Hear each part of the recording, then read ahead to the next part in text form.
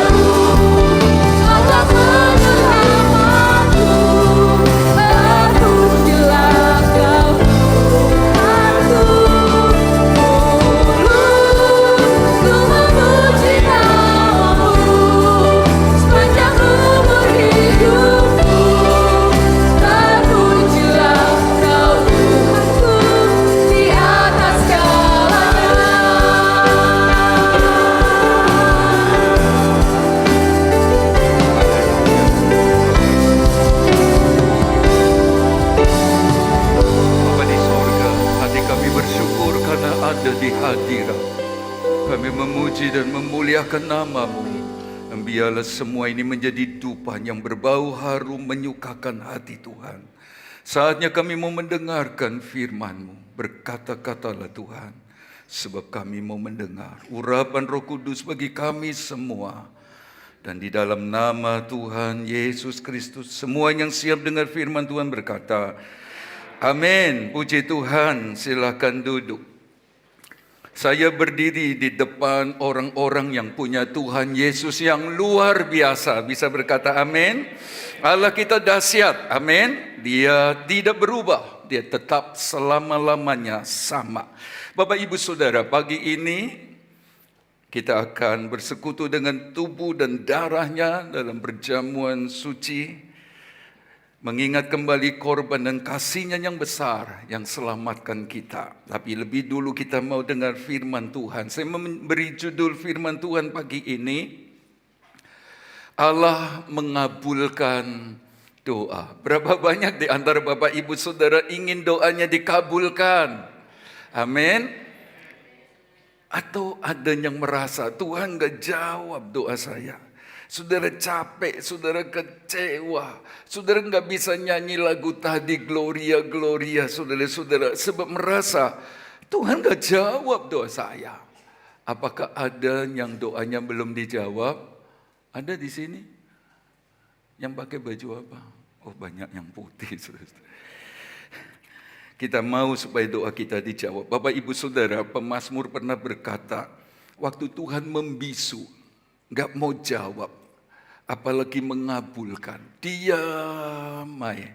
Saudara-saudara, pemazmur merasa dia seperti orang yang turun ke dalam dunia orang mati. Itu terlalu cepat. Ya, jadi saudara-saudara, Allah mengabulkan doa. Dan kita akan belajar pagi ini, ada yang doanya dikabulkan, ada yang doanya tidak dikabulkan. Sebab Tuhan menjawab doa ada 3, bahkan 4. Yang pertama Tuhan berkata apa? Ya. Yang kedua, tidak. Sebab dia tahu persis maksud untuk kita. Yang ketiga, tunggu. Yang keempat, Tuhan menjawab yang lain. Tapi pagi ini saya rindu Tuhan benar-benar mengabulkan doa tiap-tiap kita. 1 Tawarikh pasal yang keempat, ayat 9 dan ayat 10. Ayat firman Tuhan yang tidak asing buat kita. 1 Tawarikh pasal 4 ayat 9 sampai ayat 10. Kalau sudah mendapatkan ayat-ayat itu, saudara bisa berkata amin. Mari baca ayat ini bersama-sama. 1, 2, 3. Yabes lebih dimuliakan daripada saudara-saudaranya.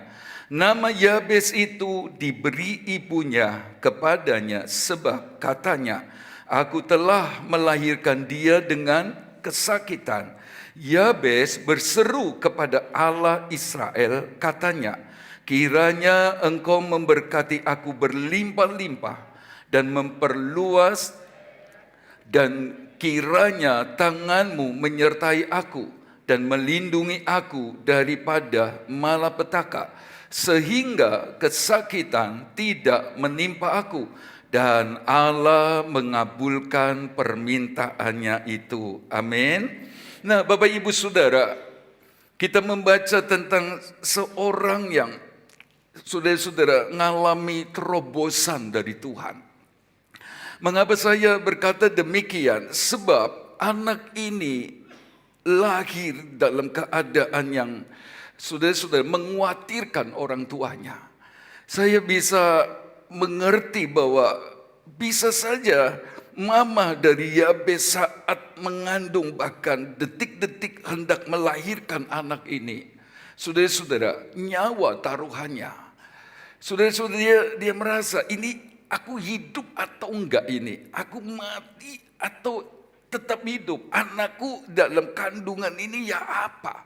Saudara-saudara, itulah sebabnya pada saat anak ini lahir, saudara-saudara, mama kasih nama Yabes. Yabes itu artinya sengsara. Ya, saudara-saudara, arti Yabes adalah sengsara, duka cita. Arti lain juga kesedihan. Nah, Bapak Ibu Saudara yang dikasihi Tuhan, saya melihat bahwa anak ini lahir dalam keadaan sengsara yang membuat mamanya kesakitan, sengsara, duka cita, sedih. Sehingga dia namai Yabes. Sudah bisa bayangkan dia lahir lalu mulai merangkak proses pertumbuhan sampai kemudian dia kanak-kanak. Orang atau teman-teman sekampungnya atau kemana pergi selalu memanggil sengsara. Yabes itu berarti sengsara, sedih, duka cita. Saudara-saudara, itu dia alami dari masa kecil, saudara-saudara, sampai beranjak dewasa. Jadi yang kita mau belajar adalah mamanya keluarkan kata-kata yang negatif sampai beri nama anaknya Yabes. Berulang kali saya berkata ucapan adalah doa. Semalam saya berdoa, saudara-saudara, tiba-tiba pengertian ini timbul dan saya datang kepada Tuhan, ampuni saya Tuhan. Sebab siapapun kita bisa saja berkata salah. Dan saudara-saudara, ada ucapan-ucapan yang tidak baik, ucapan-ucapan yang tidak benar, bahkan ucapan-ucapan kutuk. Saudara, mamanya karena dia merasa kesakitan saat melahirkan Yabes, dia beri nama sengsara, anak duka cita, anak kesedihan. Saudara-saudara, ada kuasa dalam perkataan.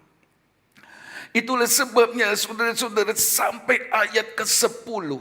Dari anak-anak saudara-saudara hidup dari Yabes ada di bawah kutuk perkataan sang mama.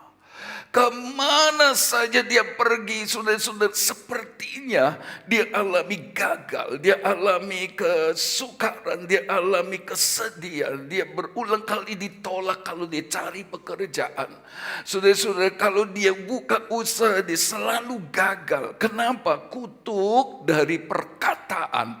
Sang mama mengikutinya, bukan cuma menghantuinya, tapi mengikutinya nyata dalam hidup dan pengalaman hidup sang anak ini. Bapak Ibu Saudara, ibu beri nama kesakitan, ibu beri nama sengsara, dan seperti yang dikatakannya dan seperti nama yang diberikannya, demikianlah hidup dari Yabes. Saudara-saudara, saya tidak mengerti usia berapa dia berdoa di pasal 4 ayat 10 kitab 1 Tawari ini. Tapi sudah bisa bayangkan dia habiskan waktu dengan keadaan hidup di bawah kutuk. Kita belajar, Roh Kudus tolong kita. Pada saat emosi, pada saat kita marah, pada saat kita jengkel, pada saat suasana hati tidak baik, bisa saja keluar kata-kata yang kemudian kita tahu itu akibat perkataan kita. Saya mengingat kisah tentang istri Yakub yang namanya Rahel. Saudara-saudara, hal yang sama pernah terjadi. Pada saat dia hendak melahirkan dengan kesakitan juga dan kemudian dia mati. Dia masih sempat pesan kepada suami dan bidannya. Beri nama anak ini Ben-Oni. Ben-Oni itu artinya anak sengsara, anak nakal, salah. Seolah-olah dia berkata, aku melahirkan anak yang salah, anak kegagalan. Arti Ben-Oni cukup serius, saudara-saudara, sebab di sana ditulis juga artinya berarti kacau, masalah. Nah, saudara-saudara, karena keadaan yang sedang terjadi menimpa mamanya, dia beri nama anak yang tidak baik. Paling tidak ini jadi contoh seorang yang memberikan kata-kata kutuk sadar, tidak sadar untuk anaknya. Dan saudara-saudara, kutuk ini pun terus jalan loh ya. Jalan terus dari kecil Yabes sampai besarnya Yabes. Tapi papanya namanya Yakub berkata, tidak, jangan kasih nama Ben-Oni. Saudara-saudara, dia berkata kasih nama Benyamin. Benyamin itu artinya anak tangan kanan. Anak berkat lebih, anak berkat sulung kira-kira, anak berkat dua kali ganda. Dan saudara-saudara, anak ini kemudian namanya Benyamin seperti yang papanya kasih. Dan benar saudara-saudara, pada pertemuan dengan Yusuf yang lama tidak pernah ketemu karena sudah dijual di Mesir dan jadi penguasa di sana, Benyamin mendapat perlakuan lebih daripada saudara-saudara.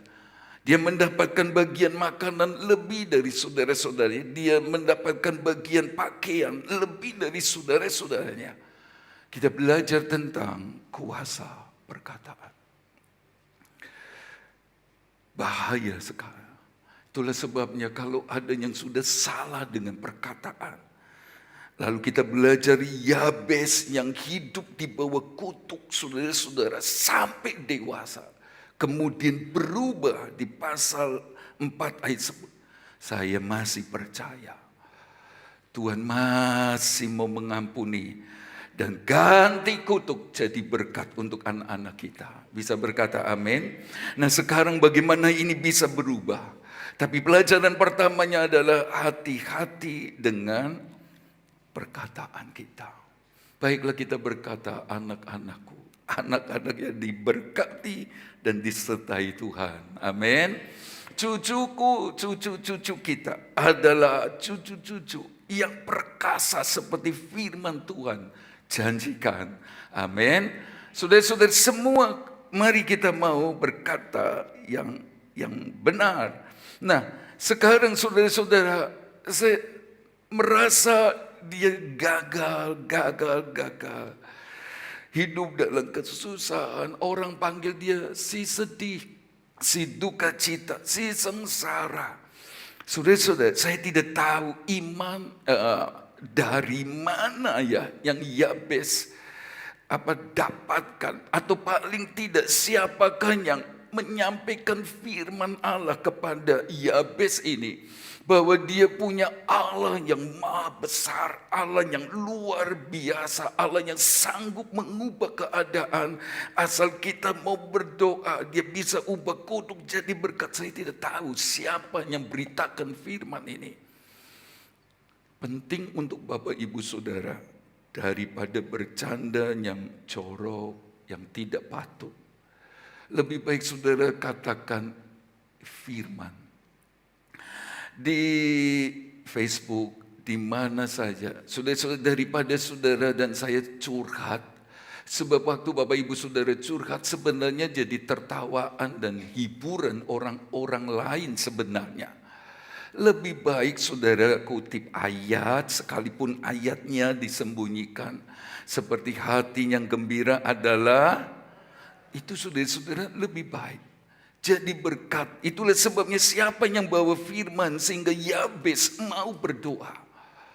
Tapi saya bersyukur nama ini tidak disebut. Orang ini rendah hati banget. Dia nggak mau diekspos, dia nggak mau terkenal, dia nggak mau dipuji-puji, karena dia memilih saudara-saudara jadi berkat. Dia memilih jadi alat Tuhan, sekalipun orang nggak mengenalnya.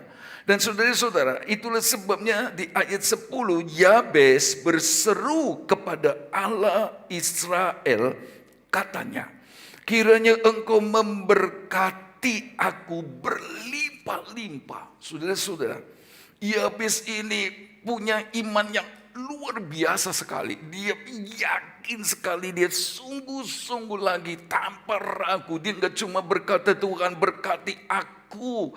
Enggak, saudara-saudara, dia berkata Tuhan, kiranya engkau memberkati aku berlimpah-limpah. Sudah dia nyatakan itu dengan percaya. Kalau cuma Tuhan berkati saya, bisa-bisa nggak ada kata Yabes lebih dimuliakan. Nggak ada. Tapi saudara-saudara, keyakinannya, imannya saudara-saudara dinyatakan dalam ungkapan doanya. Kiranya engkau memberkati aku berlimpah-limpah. Saudara-saudara, lalu bukan cuma Tuhan memberkati dia berlimpah-limpah. Dan saya percaya dia bukan cuma berdoa untuk berkat-berkat jasmani saja.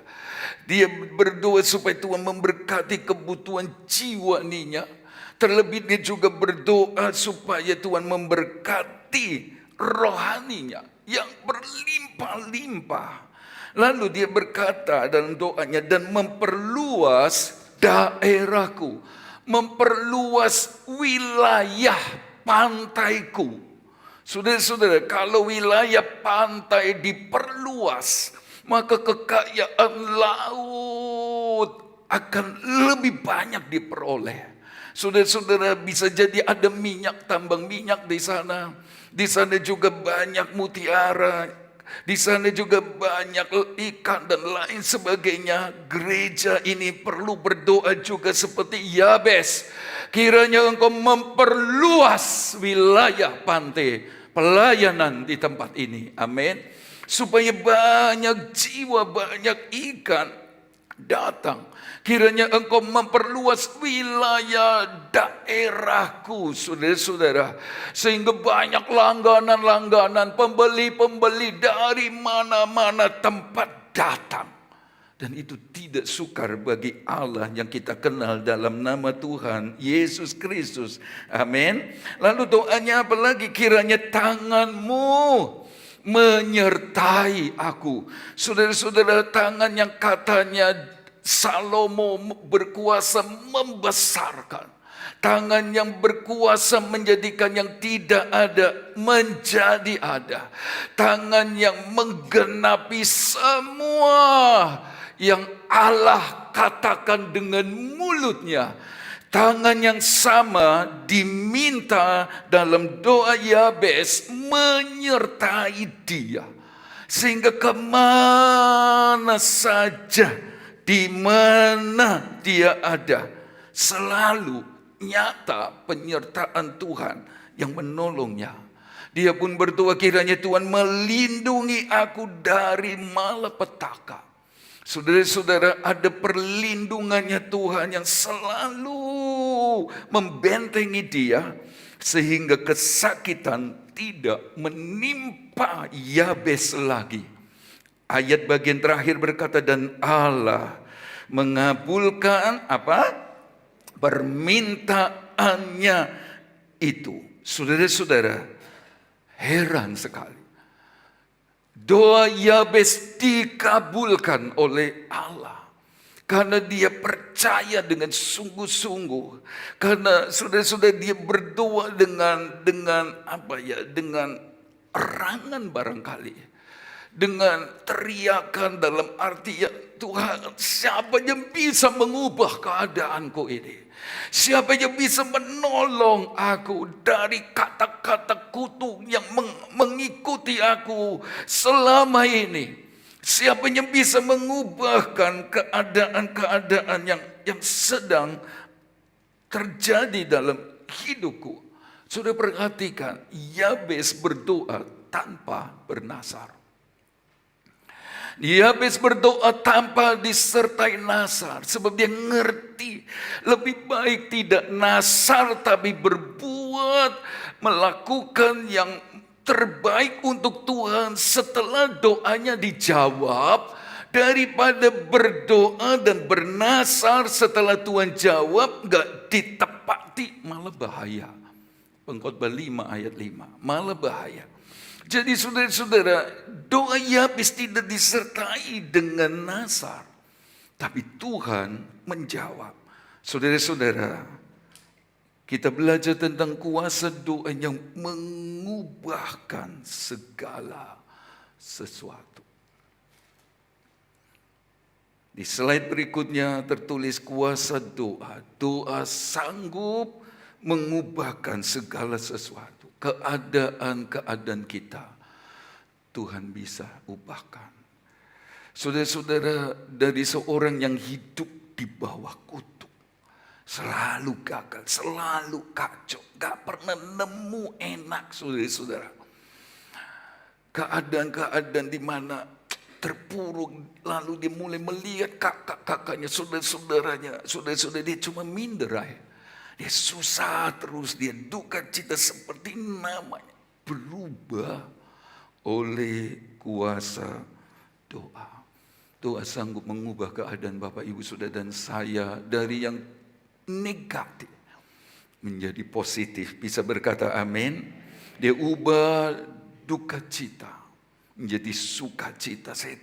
Saudara-saudara bisa bayangkan ya, keadaan ini membuat Yabes bersukacita.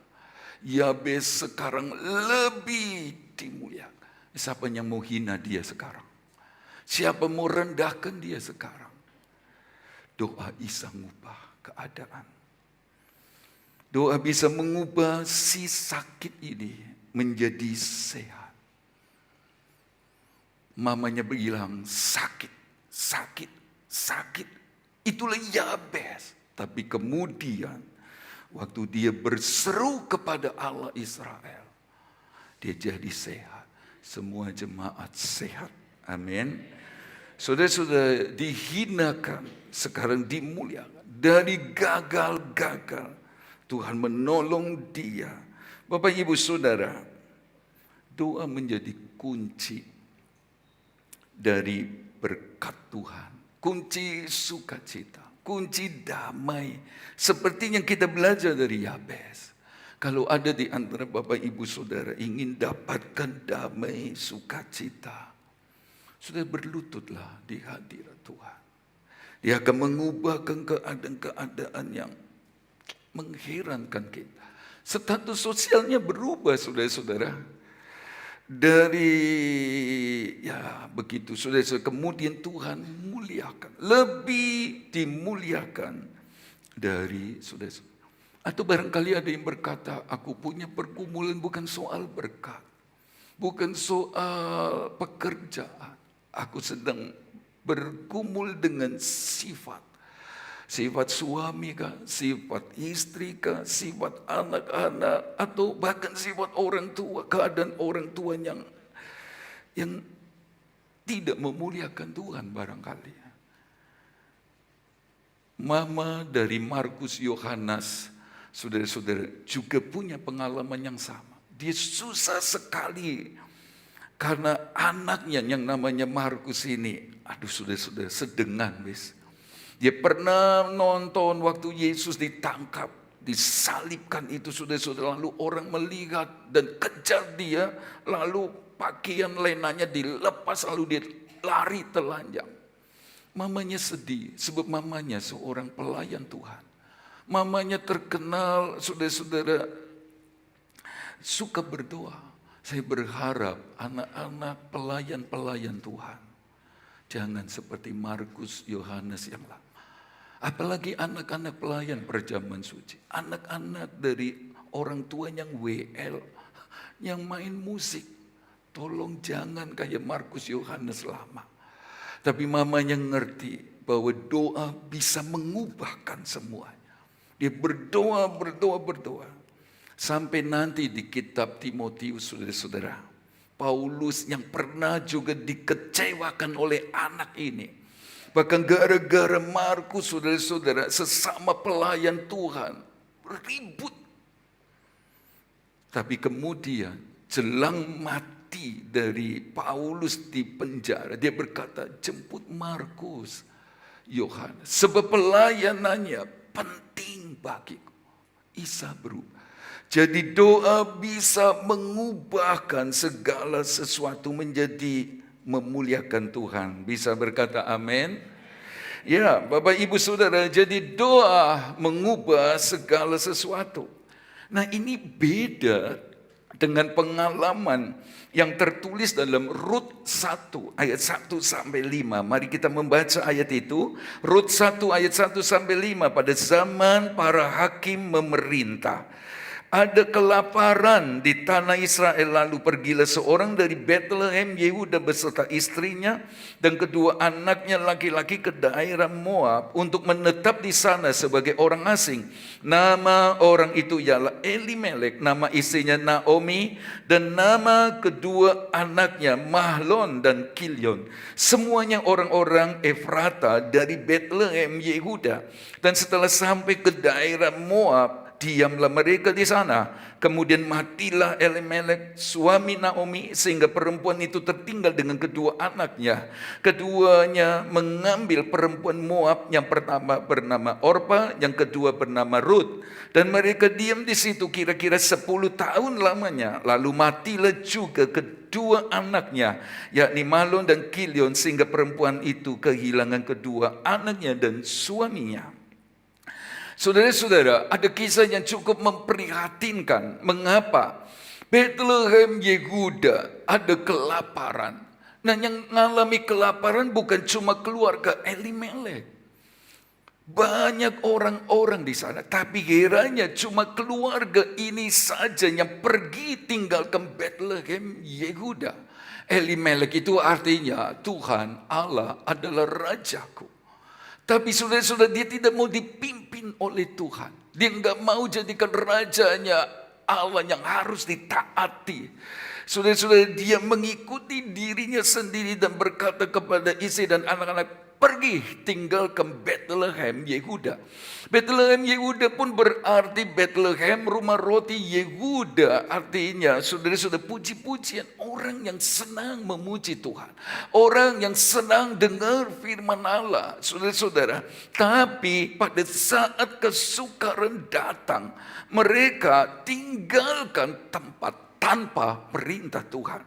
Nah, ini menyedihkan sekali. Tapi yang anehnya lagi, saudara-saudara, orang-orang yang sudah di dalam Tuhan ini, khususnya Naomi yang artinya si manis itu, saudara-saudara, melahirkan anak diberi nama Mahlon dan Kilion.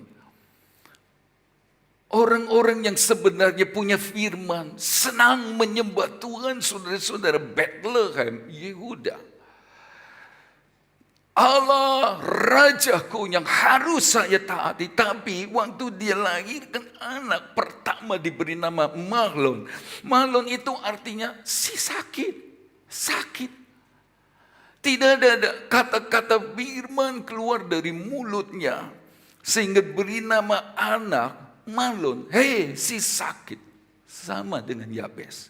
Saudara-saudara, diulang lagi waktu anak kedua mereka lahir, diberi nama Kilion. Kilion itu artinya merana. Lebih parah lagi, saudara-saudara, artinya adalah habis dan gagal. Dan saudara tahu kisah-kisah berikutnya pada waktu mereka bawa boyongan pergi tinggalkan Bethlehem. Sudah nggak usah berdoa lagi, nggak usah firman-firman Tuhan, nggak usah sembahyang, nggak usah ibadah. Ayo pergi ke Moab. Moab bicara tentang dunia. Pada saat mereka ada di Moab, saudara-saudara, cepat cerita, Elimelek, Mahlon dan Kilion mati. Nanti mereka sadar, ayo balik. Ajak menantu-menantunya balik ke Bethlehem Yehuda. Lalu orang-orang melihat Naomi dan Rut kembali ke Bethlehem. Orang berkata apa? Naomi pulang, Naomi pulang. Naomi berkata, jangan panggil aku Naomi. Panggil aku Mara, si pahit. Sebab kepahitan, saudara-saudara, keadaan susah, keadaan sedih. Dan dia berkata, dengan tangan penuh aku tinggalkan Bethlehem Yehuda. Pergi ke Moab, tangan penuh, punya semua. Tapi Tuhan kembalikan aku dengan tangan kosong. Seperti arti nama Kilion. Habis-habisan. Kuasa perkataan. Inilah juga yang membuat Yabes belajar hal penting. Jangan lari ke Moab. Jangan lari ke Moab seperti Mahlon dan Kilion. Sekalipun keadaan-keadaan menyedihkan sekali. Itulah yang membuat Yabes di ayat 10. Yabes berseru kepada Tuhan.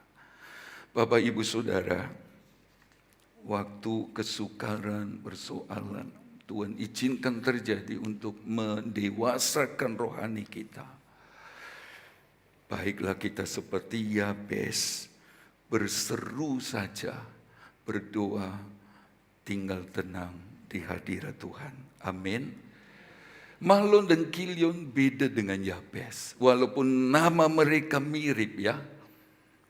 Jadi saudara-saudara, harusnya Mahlon dan Kilion berdoa. Nah, itulah sebabnya saya menulis tragedi besar atau tragedi berat dalam hidup kita. Bukanlah doa yang tidak dijawab, tetapi doa yang tidak didoakan. Doa yang tidak dipanjatkan. Itulah sebabnya kalau Tuhan bicara kepada saudara walaupun enggak audible ya, tapi saudara kemudian terbit sesuatu sehingga sepertinya saya harus berdoa ini. Saya harus berdoa untuk anakku yang lagi di luar kota. Doa. Sebab itu berarti saudara dan saya harus berdoa. Pada saat Bapak Ibu Saudara dan saya berdoa, kita sedang menyelamatkan anak yang terancam sesuatu. Suami, istri, dan lain sebagainya. Justru waktu Bapak Ibu Saudara menganggap gak perlu berdoa, justru saat itu saudara dan saya berdoa. Dan adalah suatu tragedi besar. Kalau Bapak Ibu Saudara dan saya tidak berdoa, apa yang harus didoakan. Tapi saya bersyukur berdiri di depan anak-anak Tuhan yang senang berdoa. Amin. Nah, Bapak Ibu Saudara, Yabes doanya dikabulkan karena dia punya iman sungguh-sungguh. Dia yakin dengan menyerah Tuhan, siapa lagi yang bisa mengubah keadaan ini?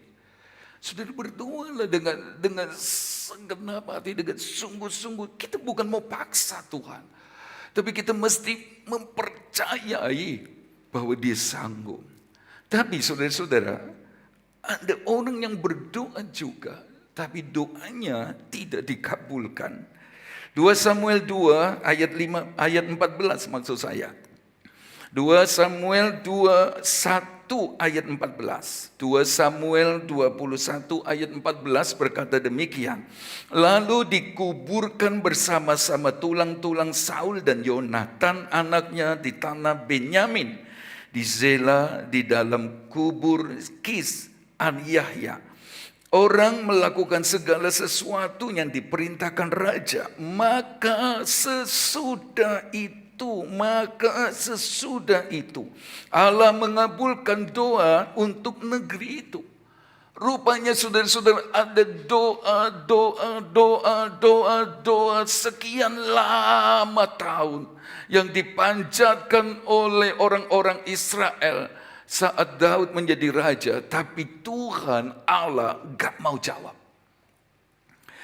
Tetapi sesudah itu, berarti sudah sekian lama berdoa, tapi Tuhannya Yabes itu gak jawab. Adakah di antara Bapak Ibu Saudara dan saya atau kita ada dalam pengalaman ini? Saudara berdoa, tapi gak dijawab, gak dikabulkan. Tidak sedikit di antara kita menjadi lemah, kecewa, marah, tinggalkan pelayanan, nggak usah ibadah. Ada. Kalau ada, kita mau belajar dari ini. Saudara-saudara, maka sesudah itu, sesudah apa? Kalau membaca ayat sebelumnya, terjadi kelaparan di zaman Daud 3 tahun berturut-turut. Saudara-saudara, ini sesuatu yang mengherankan. Di masa pemerintahan Daud yang diberkati Tuhan, saudara-saudara, ada kelaparan. Saya percaya mereka sudah berdoa, Tuhan kenapa lapar, kenapa kami kekurangan, kenapa kami gagal panen, dan lain sebagainya. Berdoa, berdoa, berdoa. Sampai kemudian Tuhan kasih tahu. Pada Saul, pada keluarga Saul melekat hutang darah. Sebab Saul coba-coba mengingkari perjanjian dengan orang-orang Gibeon. Walaupun sudah dibuat di zaman Yosua. Sudah nggak ada hubungannya ini sama Saul, saudara-saudara. Yosua dan Gibeon sudah ikat perjanjian sebab Gibeon menipu. Kami datang dari jauh, rotinya sudah kering, sepatu sudah rusak. Kami mau menyembah Allahmu Yosua, ikat perjanjian. Padahal Gibeon itu orang-orang di sekitar Israel yang harus dibinasakan. Tapi sudah kadung janji, saudara-saudara, gak boleh dibatalkan. Nah tetapi di zaman Saul, saya nggak ngerti Saul ini baca Alkitab atau enggak ya. Kira-kira begitu di zaman sekarang. Sampai nggak ngerti firman Tuhan. Sudah terjadi perjanjian di mana Israel nggak boleh serang Gibeon. Saudara-saudara, itulah sebabnya Saul coba habisi Gibeon. Nah ini yang membuat Allah murka. Aneh ya. Yang berjanji Yosua dan orang Gibeon sudah lama lagi, sudah pada lupa. Tapi di zaman Saul, janji itu dibatalkan sepihak dan Allah yang marah. Itulah sebabnya saya berulang kali dari mimbar ini berkata, jangan hianati perjanjian. Perjanjian apa saja, mulai bisnis, apalagi rumah tangga. Bahaya, saudara. Allah nggak terima. Nah, saudara-saudara, cepat cerita Gibeon bilang, dari keluarga Saul, anak-anaknya kantung, beri kami 7 anak. Dan benar, saudara-saudara, harus terpaksa.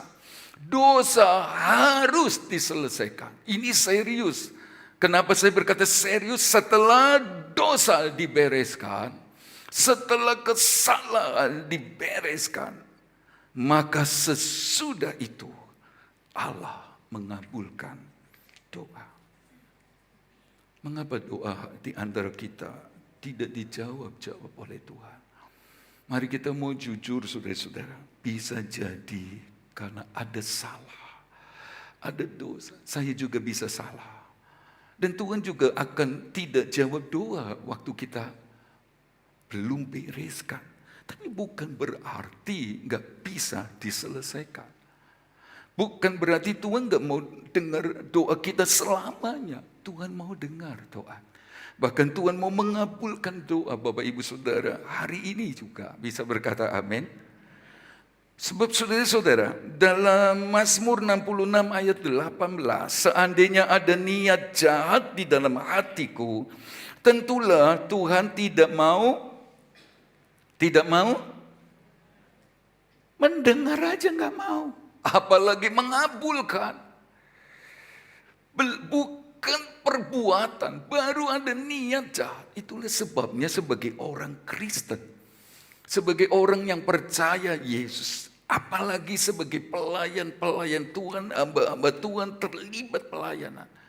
Ayo jaga hati supaya jangan ada niat jahat. Belum berbuat, masih niat saja, tentu pasti sure Tuhan gak dengar. Nah itulah sebabnya saudara-saudara, apalagi Saul sudah melakukan yang jahat. Tapi lagi-lagi saya berkata bukan berarti masalah ini gak bisa diselesaikan. Yesaya 59 kita tahu bersama, sesungguhnya tangan Tuhan tidak kurang apa? Panjang untuk menyelamatkan, dan pendengarannya tidak kurang tajam untuk mendengar. Tetapi yang merupakan pemisah antara kamu dan Allahmu ialah segala kejahatanmu, dan yang membuat dia menyembunyikan diri terhadap kamu sehingga ia tidak mendengar ialah segala dosamu. Saudara, jangan cepat tundukkan kepala dan berkata, parah, Gak mungkin Tuhan dengar doa. Kalau kabar baik ini datang pagi ini. Karena Dia mau menjawab, bahkan mengabulkan doa kita. Amin. Bagaimana solusinya? 2 Tawarik 7 ayat 12. Ini beberapa ayat terakhir saja. Kemudian Tuhan menampakkan diri kepada Salomo pada malam hari dan berfirman kepadanya. Setelah pembangunan bait suci ini selesai, saudara-saudara, telah ku dengar doamu dan telah ku pilih tempat ini bagiku sebagai rumah persembahan. Rumah Tuhan, rumah doa. Rumah Tuhan, rumah tempat ibadah. Tapi rumah Tuhan adalah juga rumah persembahan. Itulah sebabnya saya selalu berkata bahwa persembahan adalah bagian dari ibadah. Bila mana aku menutup langit sehingga tidak ada hujan, dan bila mana aku menyuruh belalang memakan habis hasil bumi, dan bila mana aku melepaskan penyakit sampar di antara umatku dan umat, saudara-saudara, pasti ada salah, ya, pasti ada dosa. Tetapi ini jalan keluarnya. Dan umatku yang sudah mengalami keadaan sukar tadi, ada belalang, ya, saudara-saudara, ada penyakit sampar, ada penderitaan, ada sengsara. Dan umatku yang atasnya namaku disebut, merendahkan diri, berdoa dan mencari wajahku, lalu berbalik dari jalan-jalannya yang jahat, maka aku akan mendengar dari sorga dan mengampuni dosa mereka, serta memulihkan negeri mereka. Sekarang mataku terbuka dan telingaku menaruh perhatian kepada doa di tempat ini. Saya percaya sesuai firman Allah, kalau kita merendahkan diri, mencari wajahnya, tinggalkan jalan-jalan yang jahat, Dia pasti jawab doa Bapak Ibu Saudara dan saya. Amin. Dia akan memulihkan lagi. Dan inilah kabar baik. Saudara-saudara, Tuhan mau ampuni dosa kita. Tuhan mau membuang sejauh timur dari barat. Kita tidak perlu menghakimi dan melihat salah dosa orang lain. Masing-masing kita berurusan dengan Tuhan. Saya berurusan dengan Tuhan. Tapi inilah janjinya. Kalau umatku yang atas namaku merendahkan diri, berlutut, mencari wajah, tinggalkan jalan-jalannya, Dia akan mendengar doa kita, mengampuni kita, dan memulihkan kita. Ada janji pemulihan waktu Bapak Ibu Saudara dan saya berdoa. Amin. Saya melihat hal yang sama juga terjadi di Yesaya. Yesaya 1 ayat 12. Apabila kamu datang untuk menghadap di hadiratku, siapakah yang menuntut itu daripadamu, bahwa kamu menginjak-injak pelataran bait suciku? Saudara-saudara, jangan lagi membawa persembahanmu yang tidak sungguh. Sebab itu kan rumah Tuhan, rumah persembahan. Tapi mereka membawa persembahan dengan tidak sungguh. Sebab baunya adalah kejijikan bagiku. Tuhan serius, Tuhan concern terhadap persembahan. Kalau kamu merayakan bulan baru dan Sabat atau mengadakan pertemuan-pertemuan, aku tidak tahan melihatnya. Berarti Tuhan melihat apa yang kita sedang lakukan pagi ini. Tuhan sedang menonton, bukan kita penonton ibadah. Tuhan yang nonton. Karena perayaanmu itu penuh kejahatan. Perayaan bulan barumu dan pertemuan-pertemuanmu yang tetap, aku benci melihatnya. Semua itu menjadi beban bagiku, kata Allah. Aku telah payah menanggungnya. Tetapi apabila kamu menadahkan tanganmu untuk berdoa, aku akan memalingkan mukaku. Bahkan sekalipun kamu berkali-kali berdoa, aku tidak akan mendengarkannya. Sebab tanganmu penuh dengan darah, basuhlah, Bersihkanlah dirimu, jauhkanlah perbuatan-perbuatanmu yang jahat dari depan mataku.